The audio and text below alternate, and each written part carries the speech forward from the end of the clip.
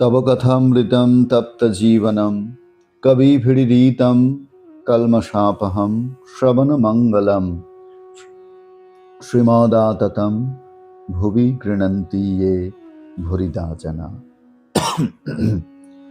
শ্রী শ্রী রামকৃষ্ণ কথামৃত, প্রতিদিন প্রতি ঘরে শ্রী শ্রী রামকৃষ্ণ কথামৃত। আমাদের শ্রী শ্রী রামকৃষ্ণ কথামৃত গ্রন্থের এই প্রাত্যহিক আলোচনা সভায় আপনাদের সকলকে আমরা স্বাগত জানাই। বন্ধু,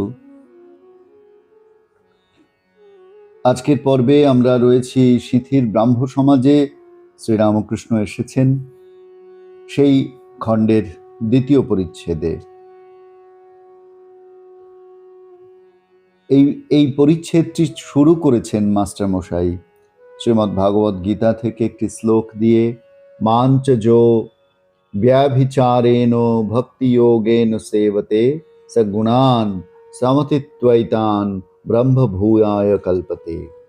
ভক্ত সম্ভাষণে সহাস্যবদনে ঠাকুর শ্রীযুক্ত শিবনাথ আদি ভক্তগণের দিকে দৃষ্টি নিক্ষেপ করিতে লাগিলেন। বলিতেছেন, এই যে শিবনাথ, দেখো তোমরা ভক্ত, তোমাদের দেখে বড় আনন্দ হয়। গাঁজাখোরের স্বভাব আর একজন গাঁজাখোরকে দেখলে ভারী খুশি হয়, হয়তো তার সঙ্গে কোলাকুলি করে। শিবনাথ ও সকলের হাস্য। যাদের দেখি ঈশ্বরে মন নাই তাদের আমি বলি, তোমরা একটু ওইখানে গিয়ে বসো, অথবা বলি, যাও বেশ বিল্ডিং, রানী রাসমণির, কালীবাড়ির মন্দির সকল দেখো গে। আবার দেখেছি যে ভক্তদের সঙ্গে হাবাতে লোক এসেছে, তাদের ভারী বিষয় বুদ্ধি, ঈশ্বরীয় কথা ভালো লাগে না। ওরা হয়তো আমার সঙ্গে অনেকক্ষণ ধরে ঈশ্বরীয় কথা বলছে, এদিকে এরা আর বসে থাকতে পারে না, ছটফট করছে, বারবার কানে ফিসফিস করে বলছে, কখন যাবে, কখন যাবে। তারা হয়তো বললে, দাঁড়াও না হে, আর একটু পরে যাব। তখন এরা বিরক্ত হয়ে বলে, তবে তোমরা কথা কও, আমরা নৌকোয় গিয়ে বসি। সংসারী লোকদের যদি বলো যে সব ত্যাগ করে ঈশ্বরের পাদপদ্মে মগ্ন হও, তা তারা কখনো শুনবে না। তাই বিষয়ী লোকদের টানবার জন্য গৌরনিতাই দুই ভাই মিলে পরামর্শ করে এই ব্যবস্থা করেছিলেন, মাগুর মাছের ঝোল, যুবতী মেয়ের কোল, বল হরিবোল। প্রথম দুইটির লোভে অনেকে হরিবোল বলতে যেত। হরিনাম সুধার একটু স্বাদ পেলে বুঝতে পারত যে মাগুর মাছের ঝোল আর কিছুই নয়, হরিপ্রেমে যে অশ্রু পড়ে তাই। যুবতী মেয়ে কিনা পৃথিবী, যুবতী মেয়ের কোল কিনা ধুলায় হরিপ্রেমে গড়াগড়ি। নিতাই কোনো রকমে হরিনাম করিয়ে নিতেন। চৈতন্যদেব বলেছিলেন, ঈশ্বরের নামের ভারী মাহাত্ম্য, শীঘ্র ফল না হতে পারে, কিন্তু কখনো না কখনের ফল হবে, হবেই হবে। যেমন কেউ বাড়ির কার্নিশের উপর বীজ রেখে গিয়েছিল, অনেকদিন পরে বাড়ি ধূলিসাৎ হয়ে গেল, তখন সেই বীজ মাটিতে পড়ে গাছ হলো ও তার ফল হলো। যেমন সংসারীদের মধ্যে সত্য, রজ, তম তিন গুণ আছে, তেমনি ভক্তিরও সত্য, রজ, তম তিন গুণ আছে। সংসারীর সত্যগুণ কিরকম জানো? বাড়িটি এখানে ভাঙা, ওখানে ভাঙা, মেরামত করে না। ঠাকুর দালানে পায়রাগুলো হাঁকছে, উঠানে শ্যাওলা পড়েছে, হুঁশ নাই। আসবাবগুলো পুরনো, ফিটফাট করবার চেষ্টা নাই। কাপড় যা তাই একখানা হলেই হলো। লোকটি খুব শান্ত, শিষ্ট, দয়ালু, অমায়িক, কারু কোনো অনিষ্ট করে না। সংসারী রজগুণের লক্ষণ আবার আছে। ঘড়ি, ঘড়ির চেন, হাতে 2-3টা আংটি, বাড়ির আসবাব খুব ফিটফাট, দেওয়ালে কুইনের ছবি, রাজপুত্রের ছবি, কোনো বড় মানুষের ছবি, বাড়িতে চুনকাম করা, যেন কোনোখানে একটু দাগ নাই। নানা রকমের ভালো পোশাক, চাকরদেরও পোশাক, এমনি এমনি সব। সংসারীর তমগুণের লক্ষণ নিদ্রা, কাম, ক্রোধ, অহংকার, এইসব। আর ভক্তির সত্য আছে, যে ভক্তের সত্যগুণ আছে, যে ধ্যান করে অতি গোপনে, সে হয়তো মশারির ভিতর ধ্যান করে, সবাই জানছে ইনি শুয়ে আছেন, বুঝি রাত্রে ঘুম হয় নাই তাই উঠতে দেরি হচ্ছে। এদিকে শরীরের উপর আদর কেবল পেট চলা পর্যন্ত, সাকান্ন পেলেই হলো, খাবার ঘটা নাই, পোশাকের আড়ম্বর নাই, বাড়ির আসবাবের জাঁকজমক নাই। আর সত্যগুণী ভক্ত কখনো তোষামোদ করে ধন লয় না।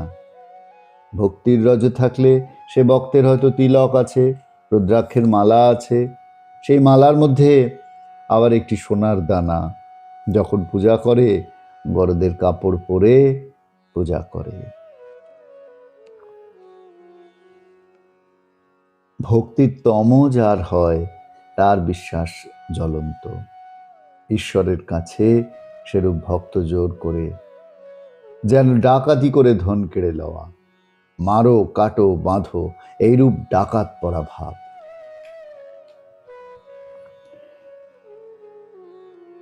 আজকে এই পর্যন্ত আমাদের পাঠ আমরা শেষ করব। এই দ্বিতীয় পরিচ্ছেদের একেবারে শেষাংশে এসে আমরা তৃতীয় পরিচ্ছেদের শুরুতে, যেখানে ভক্তির তম, যেহেতু আমরা ভক্তির সত্য এবং রজর কথা শুনেছি, তাই ভক্তির তম অংশটুকু আমরা পাঠ করলাম। আমরা আগামী পর্বে আবার তৃতীয় পরিচ্ছেদের শুরু থেকে পাঠে যাব বন্ধু। আমরা দ্বিতীয় পরিচ্ছেদটি আজকে শেষ করলাম, পাঠ শেষ করলাম। এখানে আমরা দেখলাম আগেই যে লোক সমাগম হয়েছে, যারা ভগবত ভক্ত তারা ঠাকুরের সান্নিধ্যে এসে তার কথাবার্তা মন দিয়ে শুনে আনন্দ বোধ করবেন। যারা এভাবে নন, স্বভাবতই তাদের এসব ভালো লাগবে না। ভালো যে লাগে না সেটা আমরা তো আশেপাশে তাকালেই বুঝতে পারি। কয়েকজন মাত্র, মুষ্টিমেয় কয়েকজন মাত্র, তাদের মধ্যে ভগবত ভাব থাকে। বাকি সকলের কাছে এগুলি একটা বিরক্তির কারণ হয়ে দাঁড়ায়। তুলসীদাসের একটি দোহায় আছে, গোরস গলি গলি ফিরে সুরা বৈঠি বিকায়। দুধ ঘরে ঘরে গিয়ে বিক্রি করতে হয়, আর মদ ফেরি করতে হয় না। মদের দোকানের সামনে কত ভিড়, এক জায়গা থেকে বিক্রি হয়ে যায়, কিন্তু যেটি শরীরের পক্ষে উপযোগী সেই গরুর দুধ কিন্তু বাড়ি বাড়ি গিয়ে কম দামে ফেরি করতে হয়।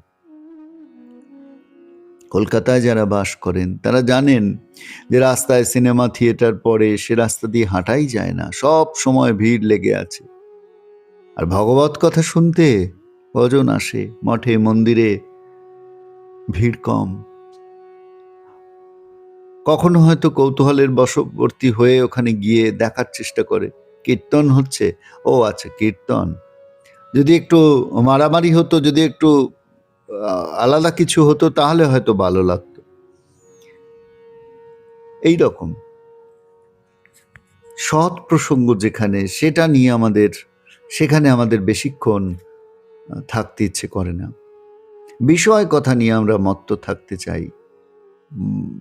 চায়ের দোকানে আমাদের নিয়মিত আড্ডা, সেখানেও সেই বিষয় চিন্তা, বিষয়ের কথা, রাজনীতির কথা আলোচনা করব আমরা। অমুক রাজনৈতিক দল এই করেছে, তমুক রাজনৈতিক দল এই করেছে, কিন্তু কিছুতেই আমরা ভগবত প্রসঙ্গে মনকে নিবিষ্ট করতে চাইব না। ভগবত প্রসঙ্গের জন্য স্থান নির্দিষ্ট করে রাখলেও, সৎ প্রসঙ্গ সেখানে হবে আমরা জানলেও, সেখানে কিন্তু আমরা যেতে রাজি নই। শ্রীরামকৃষ্ণ কিন্তু আমাদের লক্ষ্য করেন, তিনি কিন্তু সেন দৃষ্টি দিয়ে আমাদের দেখেছেন। এবং যেমন বঙ্কিমচন্দ্র চট্টোপাধ্যায় ঠাকুরকে বলেছিলেন যে জীবনের উদ্দেশ্য হচ্ছে আহার, নিদ্রা ইত্যাদি। উত্তরে ঠাকুর শ্রীরামকৃষ্ণ কি বলেছিলেন আমাদের মনে থাকবে নিশ্চয়ই, যে সমস্ত জীবন যেমন করে কাটাচ্ছ এখন তারই ঢেকুর উঠছে। বঙ্কিমচন্দ্র বুদ্ধিমান, ঠাকুরের এই ভৎসনা তিনি নিশ্চয়ই গ্রহণ করেছিলেন, বিরক্ত হননি এবং বিনয়ের সঙ্গে বলেছিলেন, না মশাই, আমরাও হরিনাম করি, ভালো কথা, কিন্তু ওভাবে নয়, দৃঢ়ভাবে ভগবানের নামকে আশ্রয় করে জীবনযাপন করা। জীবন অত সহজে স্পর্শ করা যায় না। সভা সমিতি ইত্যাদি লোকের কৌতূহল চরিতার্থ করতে পারে, কিন্তু জীবনকে স্পর্শ করে না। ঠাকুর ওই সব জায়গায় গেছেন, তিনিও জানেন। ঠাকুর ব্রাহ্ম সমাজে যেতেন, হরিসভায় যেতেন, এমনকি তান্ত্রিকদের সাধন চক্রেও যেতেন। তখনকার দিনের জ্ঞানী গুণী সমাজে প্রতিষ্ঠিত ব্যক্তিদের দর্শন করতে গেছেন তিনি নিজে উপযাজক হয়ে। কালনায় ভগবান দাস বাবাজিকে দেখতে গেছেন, মহর্ষি দেবেন্দ্রনাথকে দেখতে গেছেন কলকাতায়, ঈশ্বরচন্দ্র বিদ্যাসাগরকে দেখতে গেছেন, শশধর তর্ক চূড়ামণিকে দেখতে গেছেন, দয়ানন্দ স্বামীকে দেখতে গেছেন, কারণ তিনি জানেন ওই বিশিষ্ট লোকদের ভেতরে যদি একটু ঈশ্বরীয় ভাব ঢুকিয়ে দেওয়া যায় অনেক কাজ হবে। তিনি নিজে থেকে তাদের কাছে গেছেন, কারণ গরজ তো তারই বেশি। যে কাজের জন্য তার আশা, সে উদ্দেশ্য তাকে পূরণ করতে হবে। তিনি জানতেন যে মার ইচ্ছা এই কাজ চলবে। তাই বলছেন, সংসারী লোকেদের যদি বলো সব ত্যাগ করে ঈশ্বরের পাদপদ্মে মগ্ন হও, তারা কখনো শুনবে না। ঠাকুর জানেন যে খুব শুদ্ধ ভাব যদি প্রচার করা যায় তাহলে খুব কম লোকেই সেটি গ্রহণ করতে পারবে। শাস্ত্র তা জানে, আচার্যেরা তা বোঝেন, আর যিনি স্বয়ং অবতার তিনি তো ভালো করেই জানেন। এজন্য ঠাকুর তার ভক্তদের সঙ্গে শুধু যে ভগবত প্রসঙ্গ করছেন তা নয়, রঙ্গরসও করতেন। কত রকমে তাদেরকে আকর্ষণ করছেন। কাউকে বলছেন একে তামাক খাওয়ারে, একে কিছু খেতে দে, কাউকে বলছেন ওকে গাড়ির ভাড়াটা দিয়ে দে। অন্তিম শয্যায় যখন রয়েছেন, গিরিশবাবু গেছেন তাকে দেখতে, তাকে ফাগুর দোকানের কচুরি খাওয়াবার জন্য। কি ব্যস্ততা, চলতে পারেন না, কলসি থেকে জল নিয়ে তাকে খাওয়াচ্ছেন। তবু এত করার কি প্রয়োজন? জানেন যে এদের যন্ত্ররূপে তৈরি করে যাচ্ছেন, এদের মধ্যে দিয়ে তার ভাব অনেকে গ্রহণ করবার সুযোগ পাবে, তাই এত ত্যাগ স্বীকার। আমরা ভাবলে অবাক হয়ে যাই, কি সুন্দর সুষ্ঠু প্রণালীতে প্রচার কার্য এগিয়ে চলেছে। সে বিষয়ে তিনি নিজেও হয়তো অবহিত ছিলেন না, অবহিত নন, কারণ এটি তার শ্বাস প্রশ্বাসের মতন স্বাভাবিক। এটি কোনো আলাদা চিন্তা নিয়ে নয়, আলাদা ভাবনা থেকে নয়, আলাদা প্ল্যানিং নেই এর পিছনে কোনো। তার প্রত্যেকটি কাজের ধারা লোক কল্যাণ সাধিত হতো সহজ ও স্বাভাবিকভাবে। শিথির ব্রাহ্ম সমাজে শ্রীরামকৃষ্ণ সমবেত ভক্তদের সঙ্গে এই ভাগবত প্রসঙ্গ করছেন। আমরা ধীরে ধীরে সেই ভাগবত প্রসঙ্গের গভীরে আরও প্রবেশ করব। আজকের পর্বে আমরা এখানেই ইতি টানব বন্ধু। আপনারা সকলে ভালো থাকবেন। সকলকে শ্রদ্ধা, নমস্কার।